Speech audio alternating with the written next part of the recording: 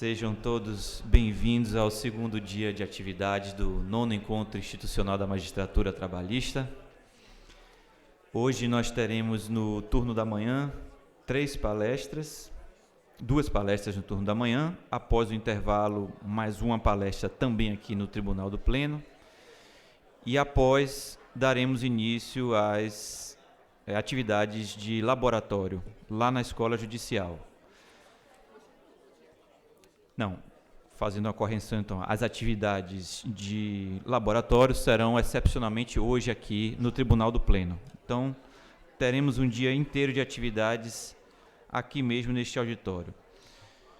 Para dar início às atividades, eu gostaria de convidar o professor Alisson Leandro Barbati Mascaro. Por favor, professor. Ele vai falar sobre relacionamentos interpessoais na jurisdição. O professor Alisson Mascaro é professor da Faculdade de Direito da USP, é doutor livre docente em Filosofia e Teoria Geral do Direito do Trabalho pela USP também, advogado, professor emérito e implantador de cursos de graduação e pós-graduação em instituições no Brasil, é autor, dentre outros títulos, de Crise e Golpe, Estado e Forma Política, Filosofia e Direito e Introdução ao Estudo do Direito. Professor.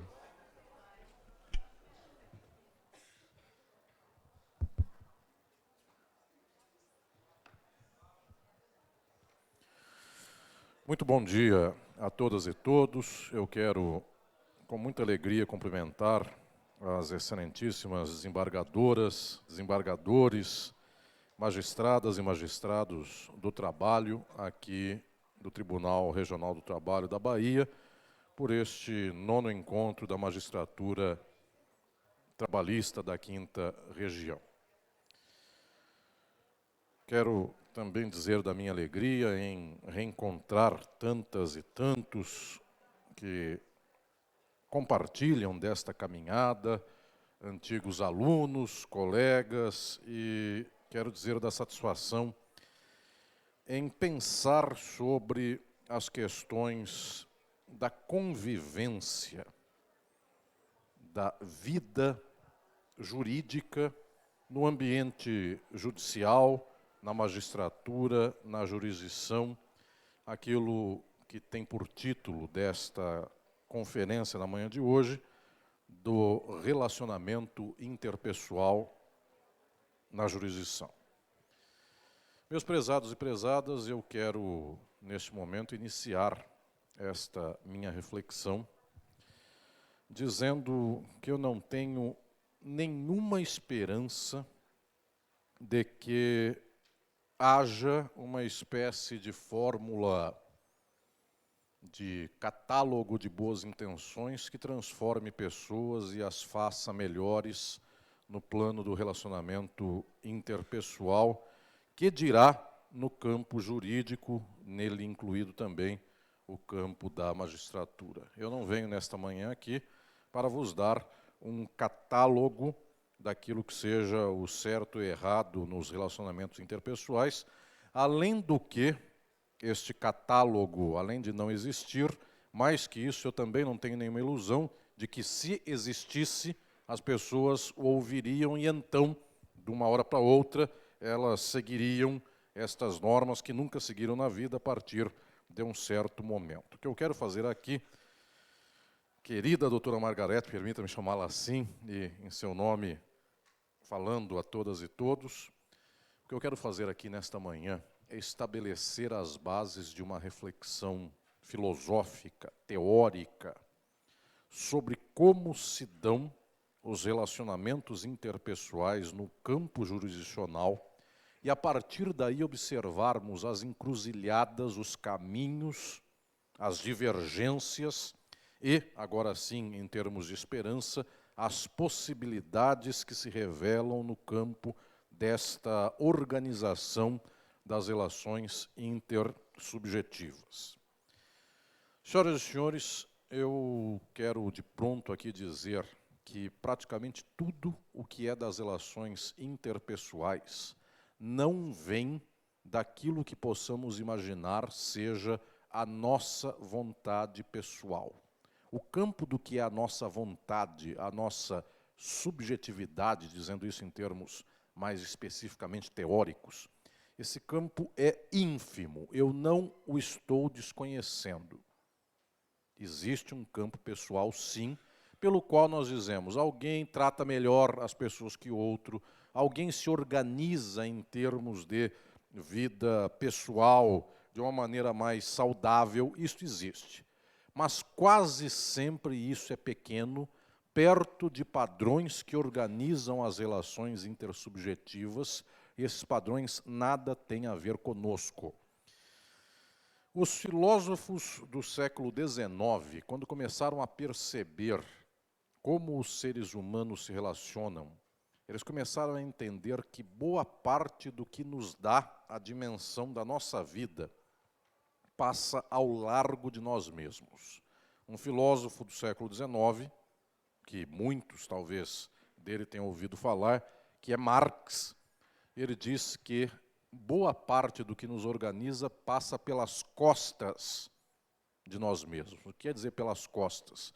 Passa ao largo da nossa opção de vontade.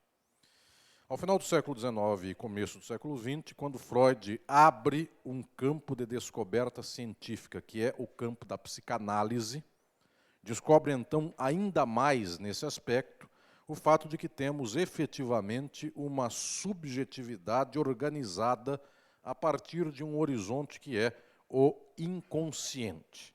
O que eu estou dizendo aqui nesta manhã, senhoras e senhores magistradas e magistrados do trabalho, nós temos uma organização da nossa vida na qual a maioria daquilo que nos constitui advém de uma certa forma social que está em nós pelo inconsciente, não depende de nós. O que isto quer dizer em termos muito práticos? A condição de homem e mulher, e eu estou falando a um tribunal aqui cuja cúpula, toda ela é feminina, a condição de homem e mulher é uma luta social de todas e todos para vencermos etapas como, por exemplo, a do patriarcalismo, que redunda na nossa sociedade em machismo. Muito bem. Isto, no entanto, é um pedaço consciente da luta que alguns têm, outros não têm, mas o fato é que a maior parte do que nos organiza em termos de gênero advém do inconsciente. Então, quando se diz assim, a mulher pode tal coisa, o homem não pode essa coisa, dando exemplos muito práticos e banais de uma vida social machista. A mulher pode chorar, o homem não pode. Isto está no inconsciente das pessoas. Isto aqui não é uma lembrança que venha no nível da consciência. Isso está muito fundo na própria estrutura psicológica das pessoas. Como mudar esse padrão? Nós podemos dizer, todo dia e toda hora devemos estar alertas para que não tenhamos este padrão machista nos relacionamentos intersubjetivos. Esta é a luta consciente contra um padrão inconsciente. Mas o fato é que existe o padrão inconsciente. E aí a descoberta, eu diria, central dos últimos 100 anos das ciências, no campo da psicologia, no campo da sociedade, no campo do relacionamento interpessoal, a descoberta central é a de que não nos transformamos por esse pedaço consciente de nossa vida. Se é o inconsciente que nos forma, a transformação também tem que passar por este nível. E para dizer, inclusive em termos de pesquisas muito recentes, eu lembro do próprio Foucault, na década de 70, se são práticas sociais que nos fazem ter este padrão inconsciente, serão práticas sociais também que nos transformarão deste padrão inconsciente para outro padrão de inconsciente melhor do que este. O que isto quer dizer, prezadas e prezados, no que tange ao nosso problema, que aqui quero expor de modo central? Se nós imaginarmos que temos uma história, eu vou tomar aqui mais uma vez o exemplo da relação de gênero, uma história do machismo nas sociedades do mundo, que advém de coisas como, por exemplo, um menino de 3 anos que apanhou da mãe ou do pai, e então diz o pai: menino, não chora. Você quer ser igual à sua irmãzinha? Esse padrão está no inconsciente, está na formação desta criança aos 3 anos de idade. Ele entra, esse padrão, não no plano da cabeça consciente de alguém, mas entra no plano deste recalque inconsciente que vai constituindo a história de vida de um ser humano. Muito bem, isto volta aos 39 anos de idade, então quando este menino se deparar com uma certa dificuldade na vida, ele quase chora, mas aí alguma coisa lhe diz lá no inconsciente que não pode cair lágrima do olho do menino, porque o menino não chora. Muito bem, isto ecoa no inconsciente. Nós já sabemos, então, que se ecoa deste campo do inconsciente, a primeira questão que eu quero aqui dizer a todas e todos é que seria fundamental que aos 3 anos de idade nós pudéssemos dizer que o menino chora, tanto quanto a menina também pode chorar. Isto que é a prática, no nível subjetivo, no nível mais profundo da existência, isso talvez seja o ponto central que eu quero aqui estabelecer com todas e todos. Muito pouco vale eu chegar aqui na manhã de hoje e dizer: tenhamos relacionamentos intersubjetivos bons. Da parte do nosso consciente, é uma etapa muito pequena, é um espaço muito pequeno esse do nosso consciente, da nossa disposição. Se assim o fosse, eu dou o exemplo do casamento. Se pudesse valer discussão de relacionamento como tabela de comportamento de casamento, as pessoas pactuariam um dia e diriam: nunca mais eu falarei tal coisa. 15 minutos depois, exatamente esta mesma coisa volta, porque não é uma disposição da vontade, é uma estrutura da subjetividade. Isto no nível mais básico desta nossa organização.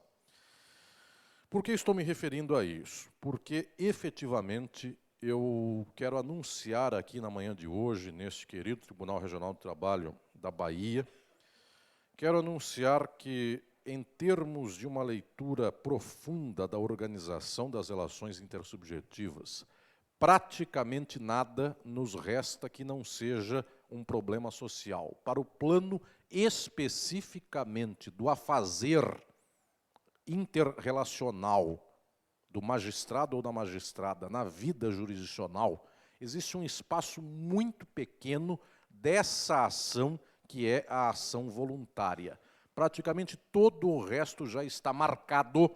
Agora eu quero anunciar aqui os termos teóricos mais altos da descoberta de como se dão os relacionamentos interpessoais. Praticamente tudo que organiza um ser humano em sociedade está dado por aquilo que se chama forma social, as formas sociais.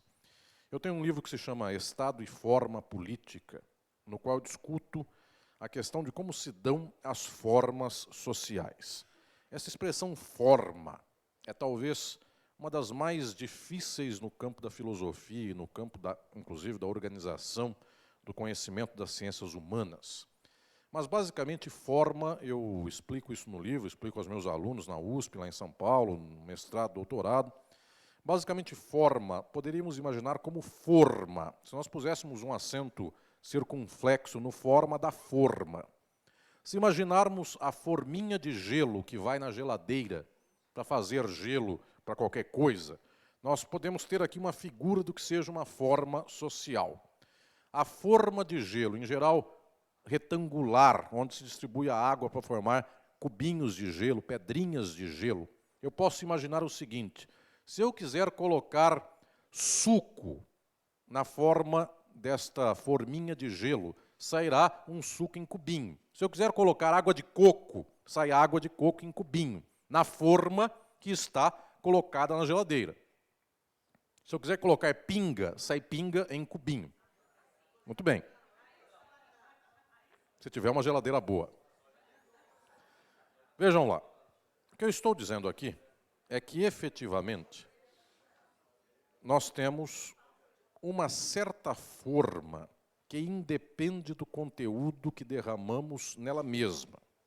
Se tivéssemos uma forma de gelo comprida, sairia um canudinho de gelo. Por que estou dizendo isso?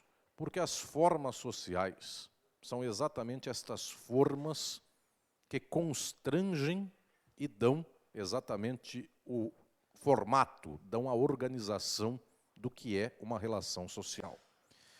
Nós podemos imaginar que as formas sociais sejam aquelas que tradicionalmente nós anunciamos no campo da psicologia e mesmo da psicanálise. O que seriam essas?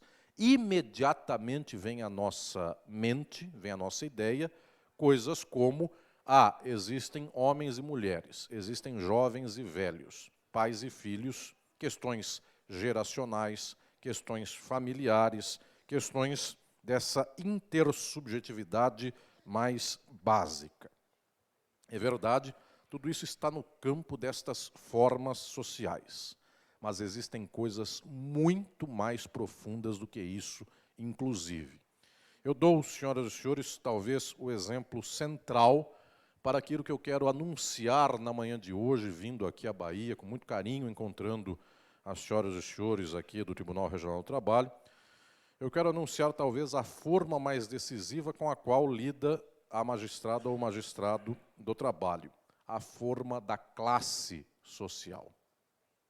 Esta forma social tem por eixo central a classe social. De tal modo que, via de regra, eu dou o exemplo do Brasil, por todo o lado do Brasil onde eu vá, mais ou menos o exemplo é o mesmo. Por qualquer lugar do Brasil onde se vá, existe uma forma social, agora eu falarei inclusive as pessoas que lidam com letras, linguística, literatura, numa ponta disso. Existe uma forma social da fala, de classe. O que eu quero dizer por isto? Nós, num discurso dito de elite jurídica, de elite intelectual, via de regra falamos todas as palavras no plural, numa frase inteira, de ponta a ponta. Nós falamos todas as frases no plural. Tem S de ponta a ponta ao final de cada palavra nesta minha alocução, nesta minha frase. Muito bem. As classes pobres, via de regra, para uma frase inteira, essa é a estrutura do português, qualquer língua do mundo tem alguma coisa em equivalente. As classes pobres em língua portuguesa, Brasil, Portugal, Angola, Moçambique, essa estrutura é nossa do português, outras línguas têm outras muletas para isso. As classes pobres, de uma frase inteira, elas dão plural em uma palavra, e todas as demais ficam subentendidas que já estão no plural, embora faladas no singular. Nós vai. O nós vai já demonstra que quem vai somos nós. Não precisa dizer nós vamos. Se alguém numa favela, numa comunidade de periferia de algum lugar, disser nós vamos, essa pessoa terá um comportamento insuportável perante os seus. Metida, esnobe, arrogante, mal fez faculdade, já quer começar a falar de um jeito que o pessoal não fala, não lembra que o pai é analfabeto, não lembra que o avô cortou cana e agora vem dar uma de esnobe. Esse a magistrada ou o magistrado do trabalho acabar uma audiência, se virar para o seu assistente e disser assim, agora nós vai lá curtir a noite, porque já acabou, é um choque, porque não se espera que a magistrada ou o magistrado venha dizer uma frase com uma palavra no plural e o resto no singular. Também não se espera que o pobre venha a dizer que a frase inteira seja composta no plural. O que eu estou dizendo aqui é que existe uma forma no inconsciente das pessoas, social, linguística, cujo corte do jeito de se relacionar é a classe. Por classe, alguém fala, por classe social, alguém fala de um jeito, outra pessoa fala de outro jeito. E isso não é uma opção. Os senhores dirão, mas não pode alguém, estando numa comunidade pobre, falar todas as palavras no plural? Pode. É um esforço pessoal, voluntário, para falar como a maioria não fala. Mas entendam, esse esforço custa, e custa muito. Pode a magistrada e o magistrado falar em linguagem altamente popular? Podem, mas custa muito. De tal modo que, para não custar muito, é mais fácil falar na linguagem comum. Daí vem, os senhores já entendem, esse contexto desse redemoinho, que é o redemoinho jurídico, que para começar falando igual e dando data máxima vênia, é 2 pulos. Porque nós vamos constituindo um linguajar comum, todos falam, até quem resiste a falar em latim, coisas que têm tradução para o português, do tipo, com licença, que dá em vênia, data vênia, e, para elaborar melhor, data máxima vênia, em latim. Até para isso nós observamos que nós entramos no nosso próprio redemoinho das formas sociais linguísticas nossas. Como outros setores também têm essas mesmas formas. Eu posso pensar aqui numa reunião de médicos. Eu posso pensar numa reunião de engenheiros. Muito bem. Ou então, para os que me acompanham aqui nas questões da universidade, querido Rodolfo, que está lá, e todos os demais da universidade, eu posso dizer, existem palavras que só fazem sentido para a universidade, do tipo, você preencheu seu látis. Essa noção de látis é uma espécie de linguajar interno de quem vive atrás disso. Para a maioria das pessoas, várias vezes eu já me deparei com pessoas que ouviram uma conversa minha com alguém e perguntou, o que é látis? E, então, sou obrigado a dizer, é um currículo do MEC, que se põe lá como plataforma do CNPq para as pessoas. Via de regra, a maioria das pessoas da universidade também fala de látis, mas não sabe nem quem foi látis. Imaginam que seria o equivalente a mordes, enfim, látis e mordes, ou algo assim, coisa de cachorro. E é o César Lattes, é só o maior físico que já tivemos no Brasil. Bem, estou dizendo que, efetivamente, a classe dá o jeito da relação interpessoal. Por que eu falo de tudo isso, senhoras e senhores, nesta manhã de hoje? Porque agora eu quero falar de coisas mais estruturantes ainda. A classe social nos estrutura, a condição de gênero nos estrutura, de tal modo que o homem é bravo, a mulher é carinhosa, o velho é sábio, o jovem é impetuoso. Todas essas são formas sociais, porque nenhuma delas tem que ser assim. Nenhuma.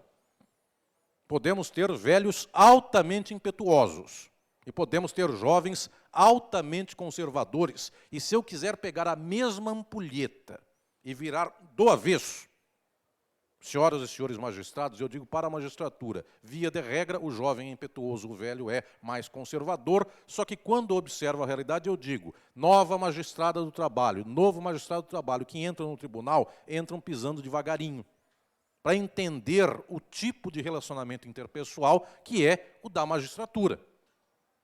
De tal sorte que, olhem a peculiaridade, é pegar a ampulheta e virar, o que nós temos efetivamente são jovens magistrados conservadores. E, eventualmente, desembargadoras e desembargadores que dizem, já estou numa fase da vida que ninguém mexe mais comigo, agora eu ponho o pé em cima da mesa e assim eu vou ler meus processos com esta forma social com o pé em cima da mesa. Vejam, eu virei a ampulheta e disse a todas e todos, não tem nenhum critério a não ser esta espécie de sociabilidade que inventamos ter para dizer que um jovem é impetuoso e um velho não o é. Podemos falar exatamente o contrário. O que eu estou dizendo é que as formas sociais são assim não porque devam ser assim. São assim porque estão assim. Eu falo, inclusive, do racismo. Eu não posso considerar que o racismo seja algo do nível biológico. O racismo é uma infâmia estrutural de uma sociedade que fez com que certa raça, aqui tomada no sentido de aspas, os senhores já sabem por quê, fez com que certos grupos étnicos tomassem outros como escravizados. Esta herança não é da natureza. Eu não posso dizer que haja grupos sociais, que haja raças, que haja etnias melhores ou piores, ou dadas naturalmente ao trabalho escravizado, outras não, ao trabalho manual e outras não. Eu estou dizendo isso, senhoras e senhores, porque efetivamente as formas sociais nos organizam de modos ótimos e de modos péssimos. Nós não temos o critério sempre excelente destas mesmas formas sociais.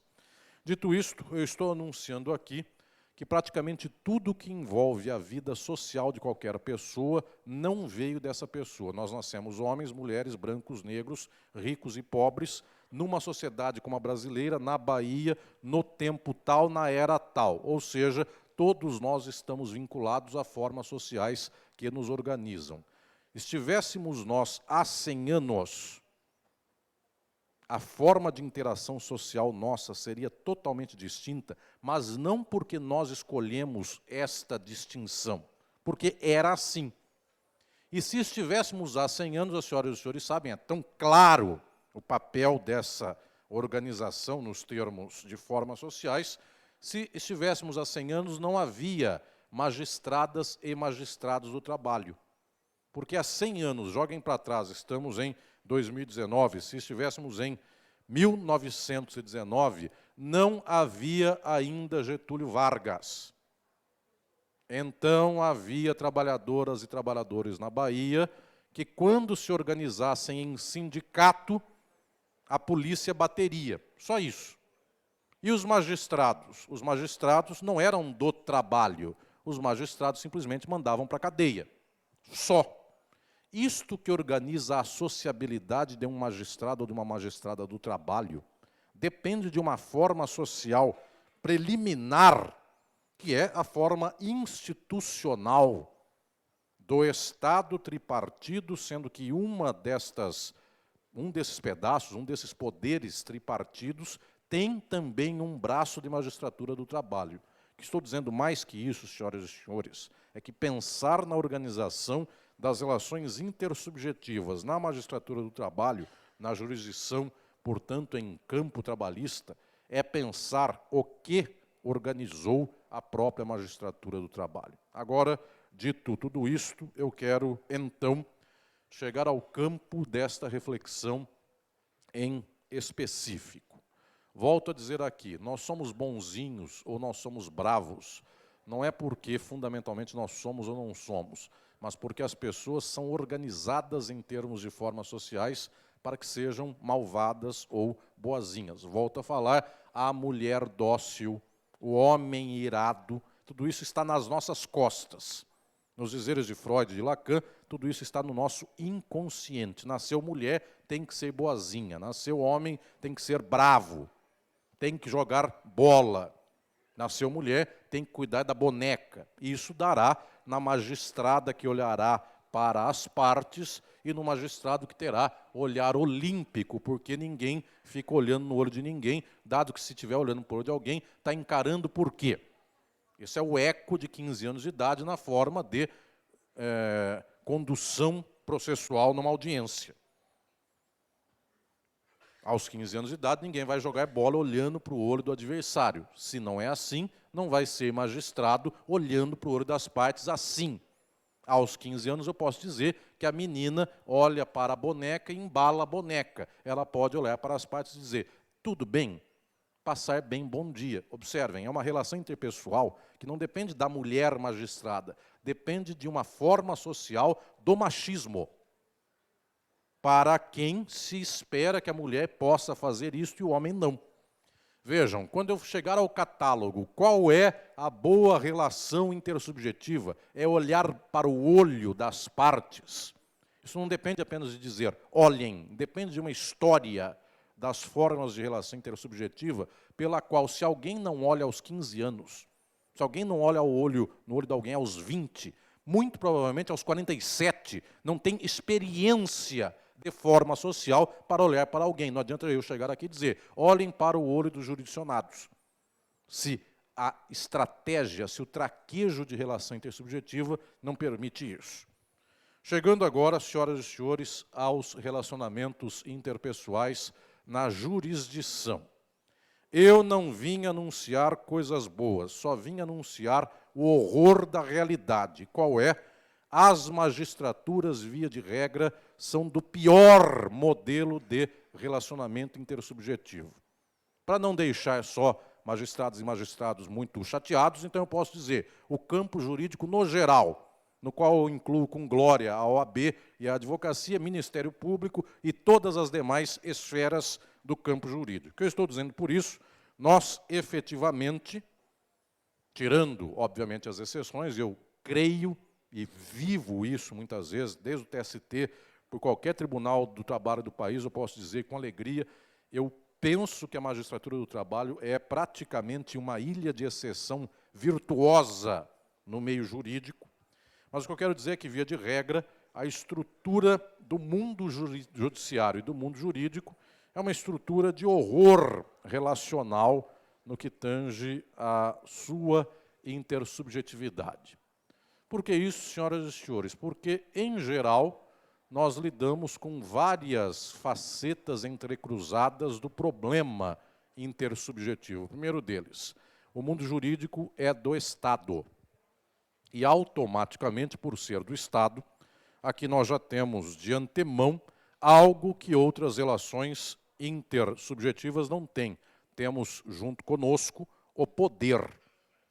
Isto aqui é o central, isso aqui é o principal dessa organização. Alô? Esta organização que é do poder.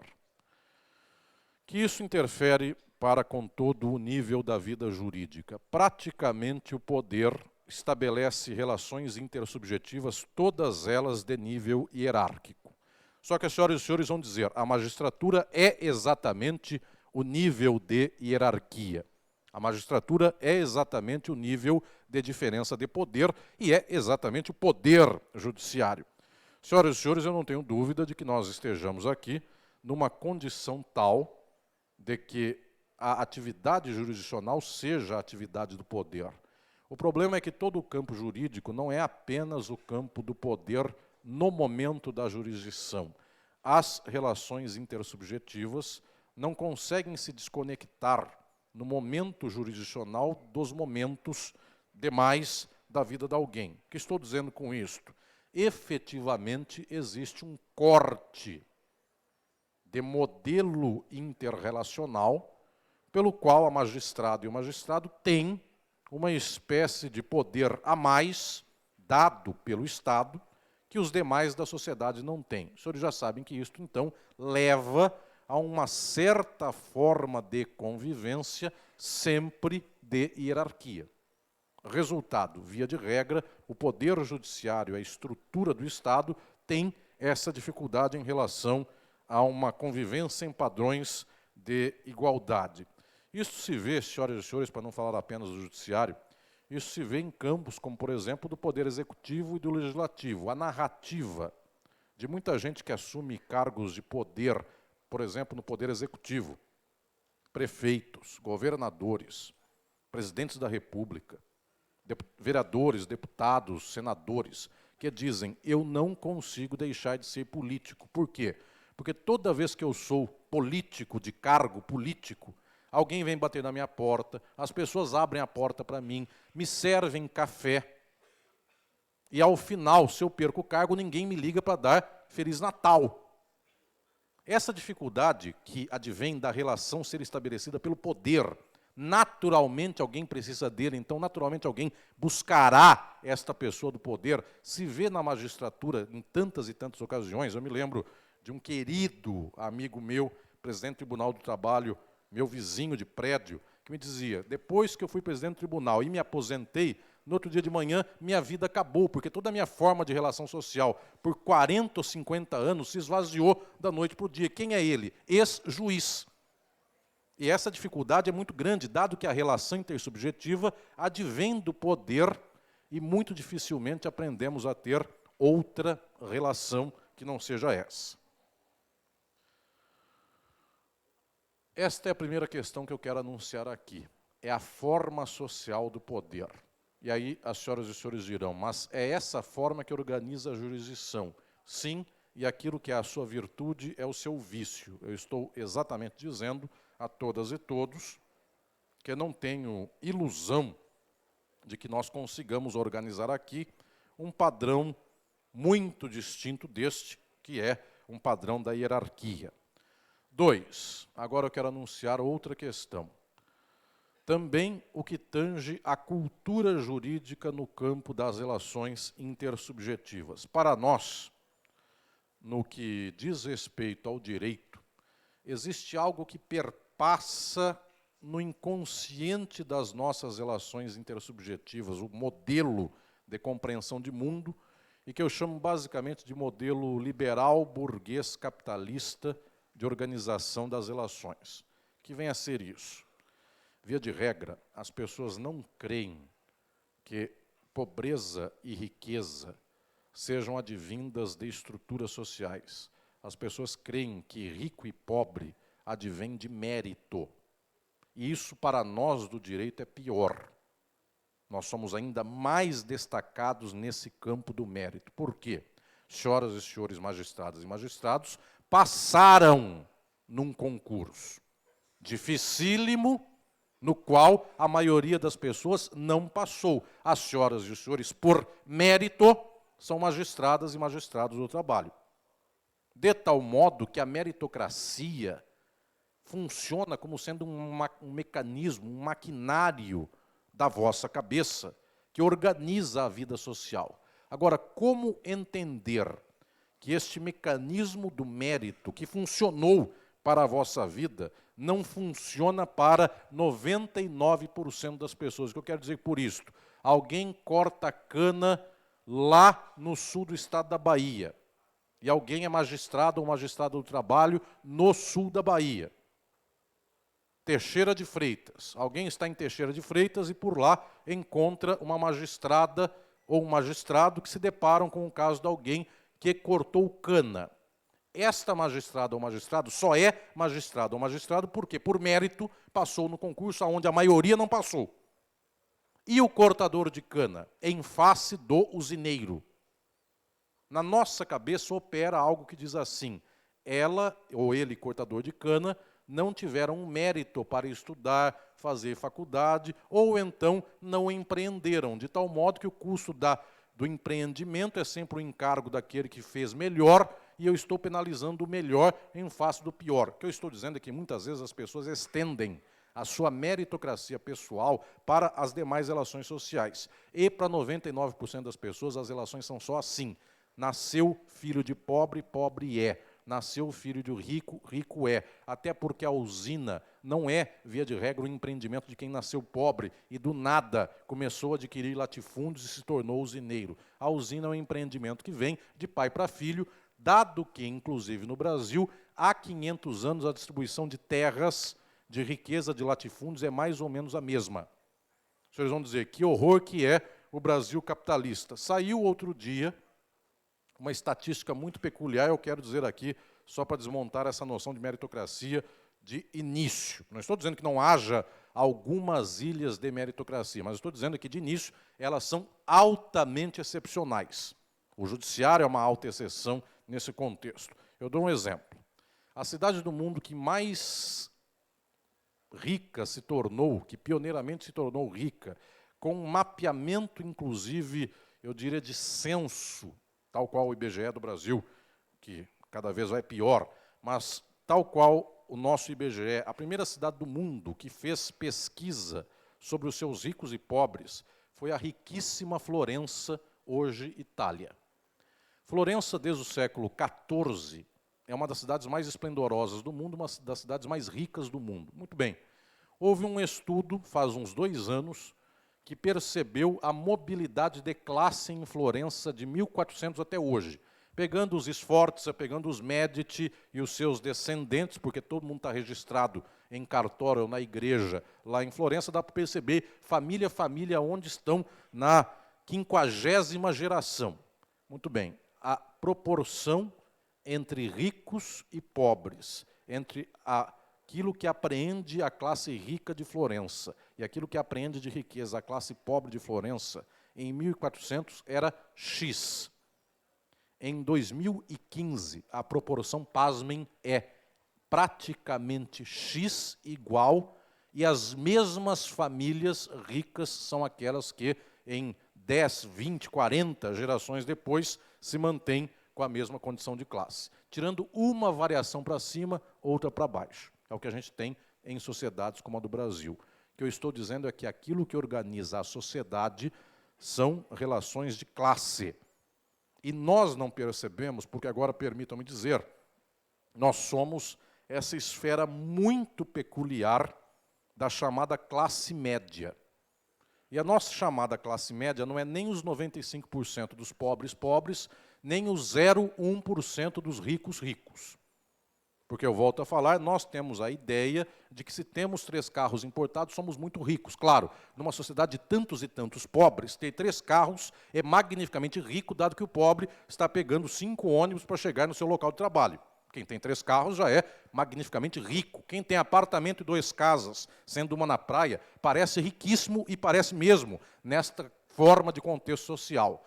Dono do meio de produção não é quem tem 3 carros, é o dono da fábrica de automóveis.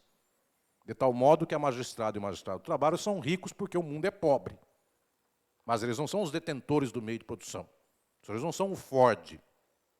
Eles não são o Odebrecht, para falar de coisa nossa, enfim, vossa, local. O que eu estou dizendo é que os senhores vivem nesses 3%, 4% da sociedade que não conseguem, nós não conseguimos entender direito quem somos nós. E essa é a dificuldade da relação intersubjetiva da classe média, porque a classe média percebe que ralou para chegar aonde chegou.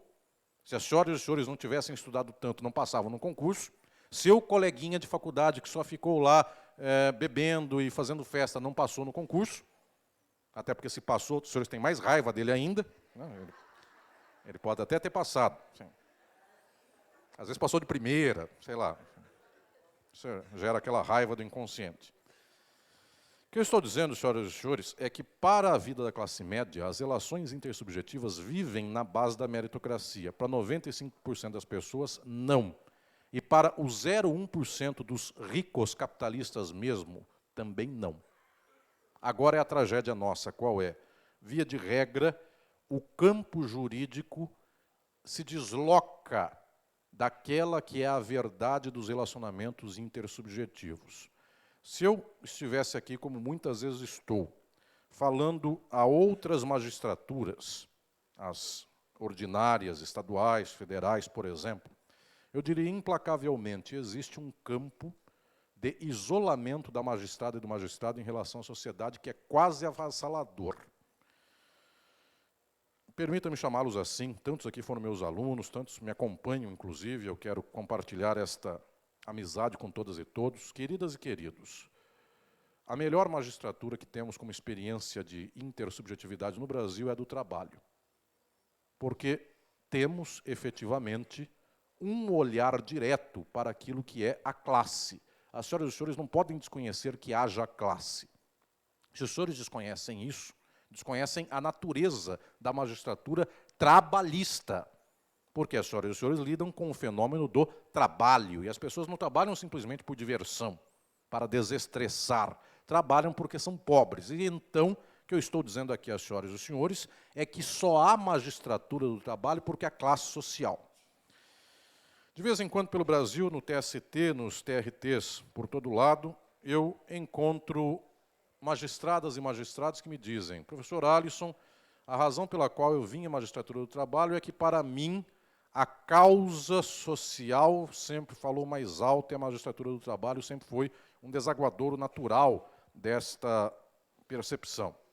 A doutora Margarete me acompanhou no TST numa ocasião, o ano passado, numa dessas minhas falas, e eu percebo de muitas e muitos na magistratura trabalhista esta vinculação de fato a uma razão de classe, a uma razão de luta, a uma razão de horizonte que observa a classe trabalhadora. Mas também sei, senhoras e senhores, e isso é natural numa sociedade que se torna uma sociedade somente econômica, como é a capitalista, é natural que muitas e muitas sejam magistradas e magistrados do trabalho porque passaram num concurso só. E qual a relação dessas pessoas com a classe trabalhadora? Nenhuma. Tem até ódio da classe trabalhadora. O problema é que vivo disso. Então, observem, eu tive a ocasião de ir num dos tribunais, dando um curso de formação ao tribunal, perguntei à nova magistrada: a senhora fez magistratura, tornou-se magistrado do trabalho, por quê? Ela disse: porque eu passei no concurso. Eu falei: se fosse isso, não perguntaria. A pergunta se dá com essa resposta, mas não era isso que eu quis perguntar. dado que, acabadas as indicações imperiais, alguém ingressou na magistratura por concurso. Eventualmente, daqui a uns anos, vai ser... Minha pergunta faz sentido ter uma resposta dessa. Ser filho de alguém ou algo assim, aí faz sentido. Sou magistrada porque meu pai indicou. Bem, fritem hambúrgueres. Enfim. Isso fica para a história, ninguém vai entender. Acarajé, fritem acarajé. Sai melhor. O que estou dizendo aqui, senhoras e senhores, eu perguntei à magistrada, por que é magistrado do trabalho? Porque passou no concurso. E por quê? Porque gosta do direito do trabalho? Até não, é que eu prestei justiça estadual, Ministério Público, delegado da Polícia Federal e magistratura. O que eu passei foi este. Então, senhoras e senhores, obviamente, numa sociedade capitalista, as pessoas angariam condições econômicas e sociais de onde podem. Portanto, para muita gente, a magistratura do trabalho é mais uma forma de emprego, de organização social, de vida, de trabalho, como qualquer outra coisa. Agora eu quero falar do central de tudo isso que eu estou aqui dizendo. Eu sei, no entanto, que boa parte das senhoras e dos senhores não é desse perfil. Eu volto a dizer, eu tenho alunos de mestrado, doutorado na USP, muito queridos meus orientandos que advêm da magistratura trabalhista, eu vejo o quanto esta luta e o quanto esta forma de constituição intersubjetiva vos é própria. Eu quero dizer aqui a todas e todos, não podemos desconhecer a questão central de que existem classes e existem, portanto, distinções intersubjetivas horrendas na sociedade. Pobres que não sabem o que é o linguajar da magistratura. Pessoas para as quais entrar, pisar no prédio de um fórum é de uma opressão tamanha que as pessoas já abaixam o ombro. E elas têm certeza de que o Estado e o Poder Judiciário, quando batem à sua porta, a figura que vem bater na porta é o policial. Elas não entendem direito qual é a diferença de polícia, judiciário. Estado chama polícia. Vai ao fórum, trabalhista que seja, é o peso do Estado em cima dela. E as pessoas mais ou menos sabem que pobre, via de regra, vai preso, rico, via de regra, não vai preso. E nos últimos anos, nos últimos anos a coisa mudou. Mudou muito pouquinho, quase nada, é a mesma coisa de Florença. Pobre que vai preso ou rico que vai preso, se for preso, mas o rico que foi preso era pobre de origem, continua preso, e se o rico que foi preso é rico de origem, sai da cadeia. E eu não preciso dar mais exemplos. E acho que se voltar aqui daqui a alguns anos, continua com o mesmo exemplo. Não muda. Seja gravação que houver e Telegram que houver, nada muda. Senhoras e senhores, estou dizendo efetivamente de que nós temos um problema social dos relacionamentos jurisdicionais. E qual é? O povo não entende, nem sabe o que é o Poder Judiciário, e o povo não sente naquilo que é do Estado o seu espaço, o seu local de convivência ou de pleito de direitos. Eu tenho muita esperança, e não vim aqui xingá-los, nem me xingar, eu vim compartilhar altas reflexões nesta manhã com todas e todos, eu tenho uma grande esperança. Se me perguntam, e muitas vezes nos meus livros eu tenho falado a esse respeito, se eu tenho esperança no mundo jurídico, minha resposta é não. Eu penso que o mundo jurídico nos dias de hoje já perdeu o pé da realidade da sociedade. É uma classe média alta que não sabe mais conviver com a sociedade dos trabalhadores e trabalhadoras e que não tem mais referência cultural para se engajar nas verdadeiras lutas sociais. Há diferença de ilhas de exceção, como esta aqui da magistratura do trabalho. As senhoras e os senhores não podem desconhecer isto. Em primeiro lugar, porque as senhoras e os senhores estão na linha de tiro, na frente dessa linha. A magistratura do trabalho está em causa. Eu falei isso no TST por várias ocasiões. Nunca se pôs em causa o fim da magistratura no que tange às questões penais. Nunca se pôs em causa o fim da magistratura civil, porque a penal manda o pobre para a cadeia e a civil garante a propriedade privada. Ninguém nunca disse, Quero o fim da justiça estadual porque custa muito.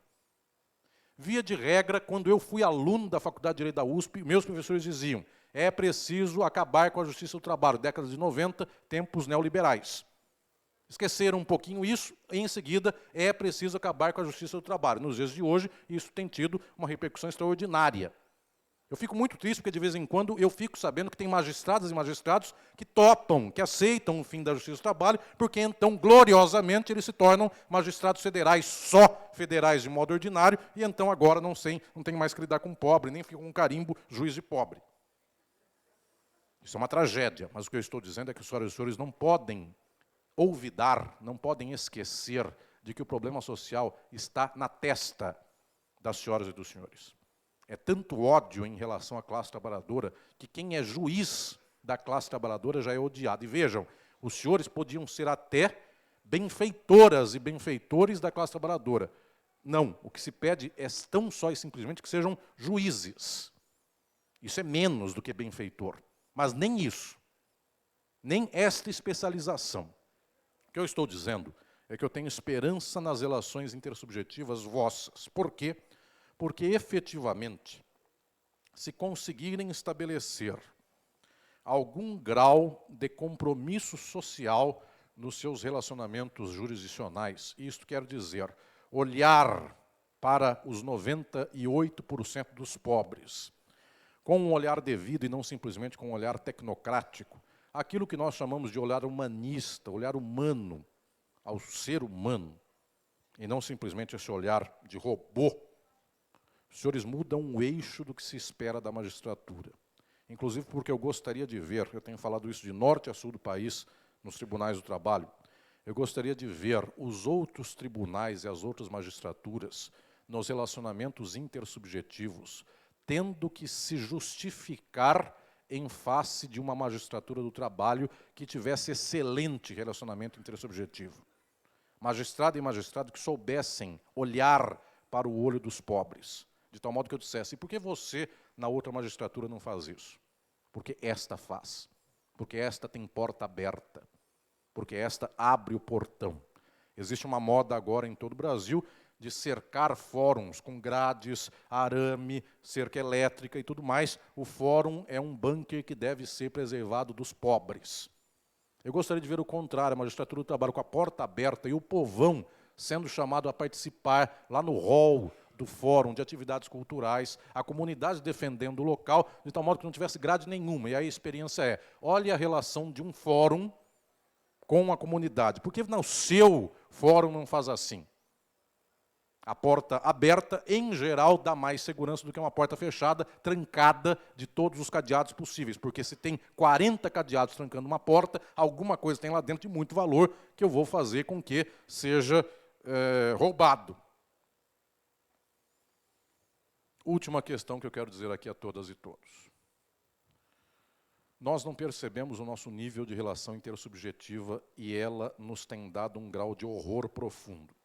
Eu acabei de lançar um livro, agora faz poucos meses, lancei-o aqui em Salvador, inclusive.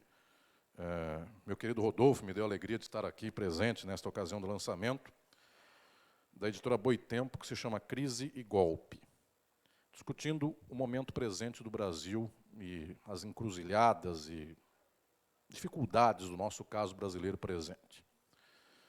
Há alguns anos eu tenho lançado uma proposição teórica, e eu quero aqui explicar a todas e todos, como derradeiro problema e central problema do que eu venho anunciar. Houve uma mudança do perfil do que é magistrado no Brasil nas últimas décadas. E este talvez seja o problema filosófico central dos relacionamentos intersubjetivos na jurisdição. O que eu quero dizer por isso, anuncio isso no livro Crise e Golpe, desenvolvo por lá.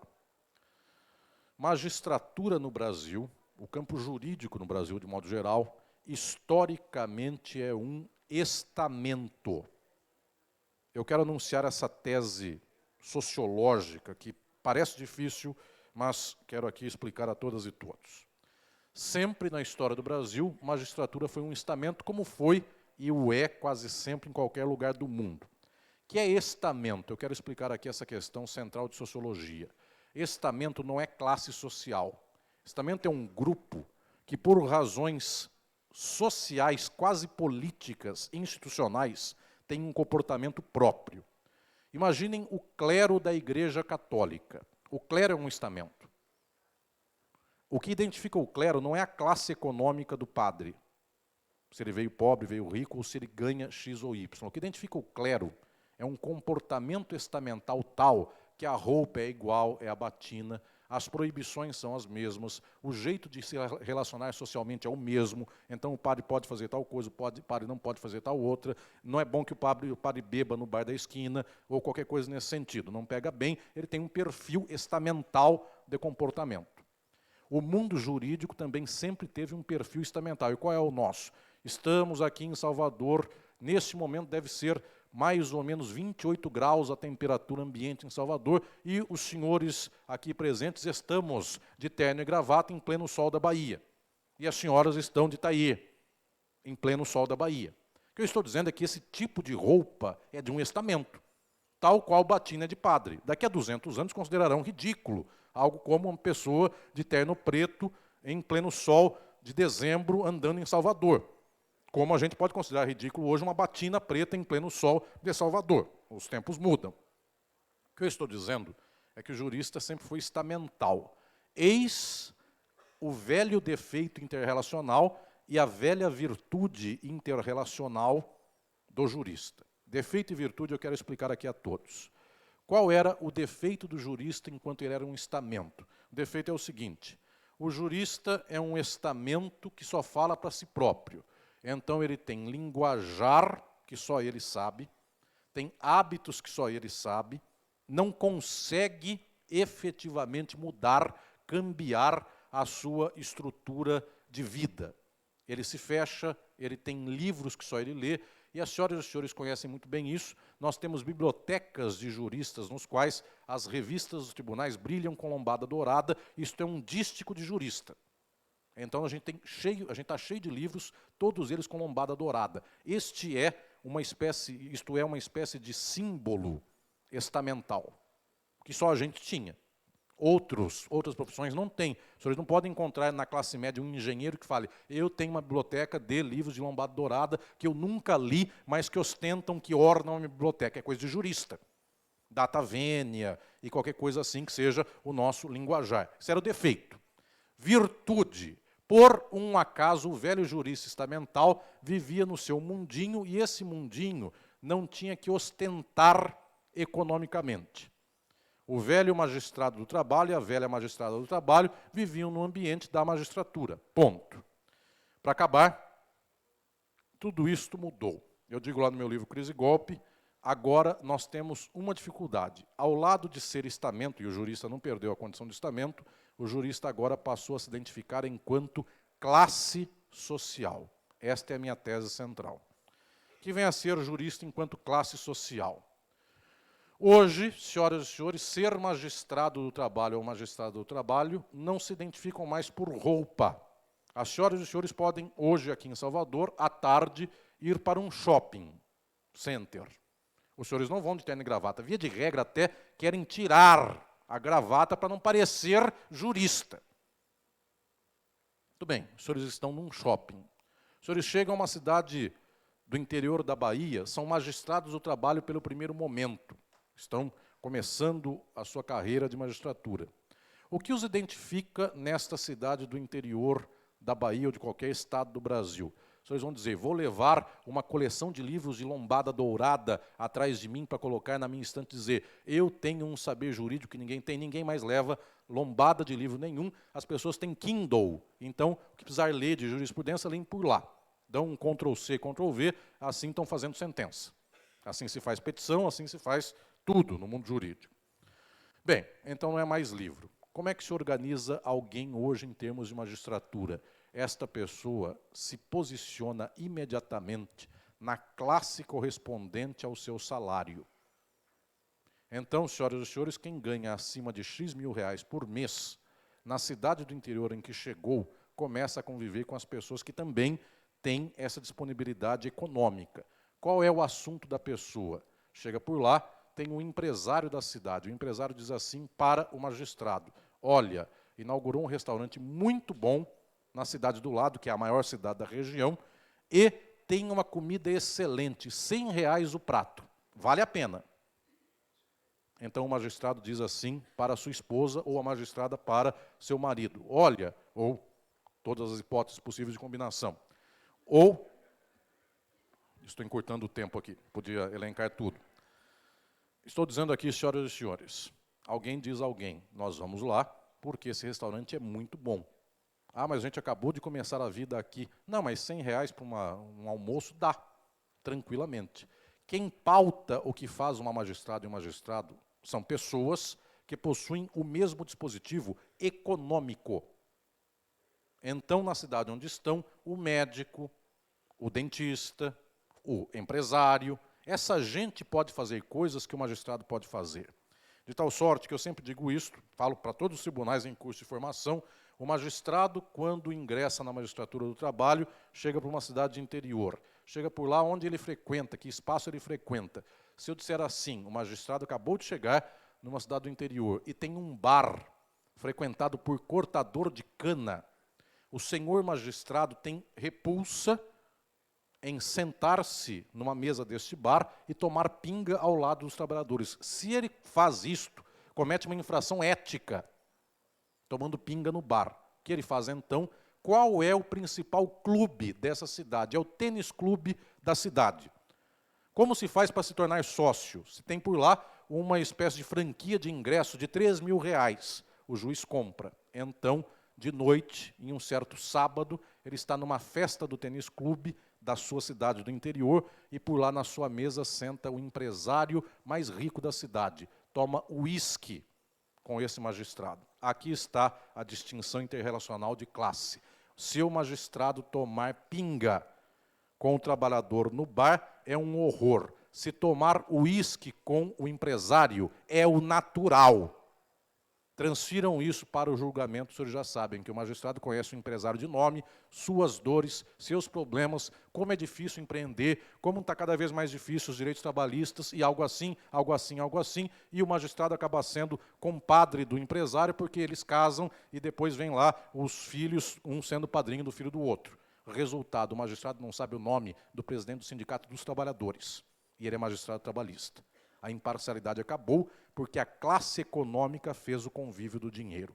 Qual é o resultado disso, senhoras e senhores? Basicamente, o dia em que a magistratura deixa de ser estamento e passa a ser classe, o que informa a magistratura não é mais a velha cultura jurídica, que era quase idiota, do data venia, por favor, revista os tribunais, LTR inteira, sem faltar um exemplar. Essas coisas que eram velhas culturas jurídicas, não é mais isso que informa o jurista. O que informa o jurista é o saber da classe média. Que isto quer dizer? Corrente de WhatsApp, grupo de WhatsApp, opinião do dentista sobre política acaba sendo a opinião do magistrado sobre política. A opinião do médico sobre política é a do magistrado. A opinião do empresário é a do magistrado. E a opinião do presidente do sindicato? Eu não posso beber pinga com o presidente do sindicato, porque senão me tomam com uma pessoa de baixo nível de relacionamento pessoal, e isso interferirá na magistratura. Eu volto a dizer, o uísque pode, pinga não pode. E os senhores, se quiserem beber, os senhores podiam fazer: juiz nas quintas à noite bebe uísque no tênis clube da cidade. Juiz na sexta à noite bebe pinga no bar do Zé, na periferia da cidade. Por quê? Porque é um juiz imparcial, então ele bebe com rico e bebe com pobre, e paga o seu uísque com rico e paga sua pinga com pobre, e estamos bem combinados de um modo como esse. Isto nós nem sequer percebemos, porque no nosso inconsciente não passa o problema de beber uísque com o colega no tênis clube, só passa beber pinga com quem está do lado. O que estou dizendo agora, senhoras e senhores, nesta última questão: efetivamente, nos últimos anos, o que nós temos no Brasil é o fim do estamento jurídico, e a opinião que tem movido o jurista é a opinião do WhatsApp.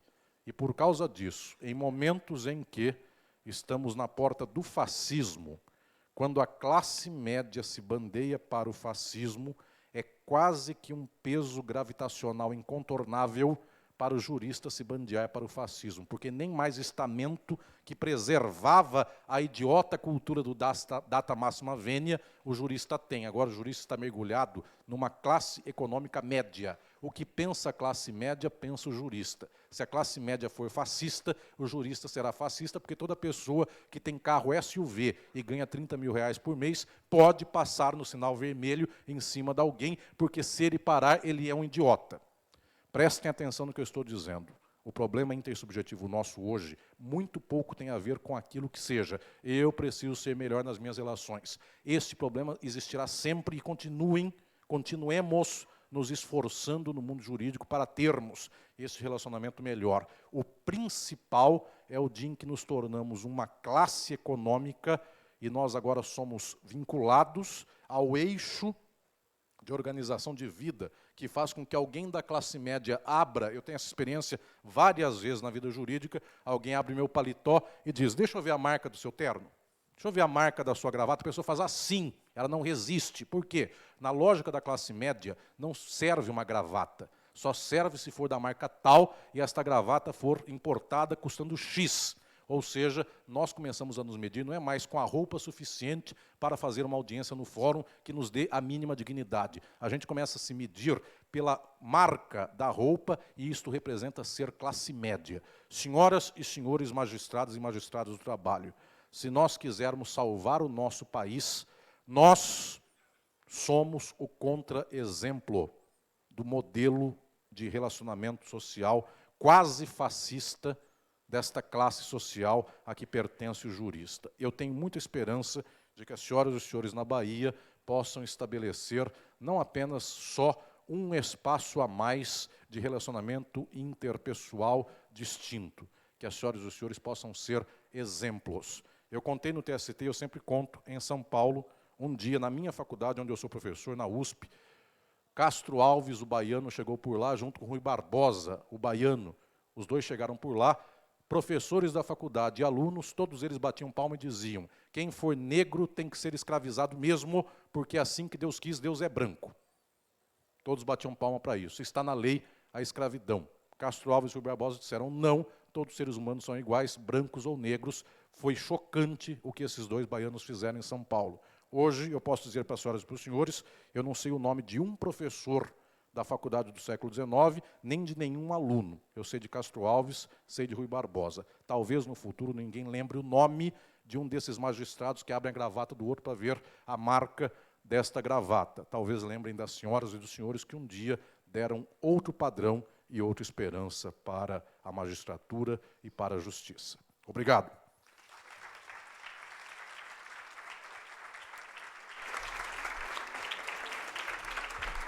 Queria agradecer a valorosa participação do professor Alisson Mascaro e abrir espaço para perguntas e manifestações dos participantes.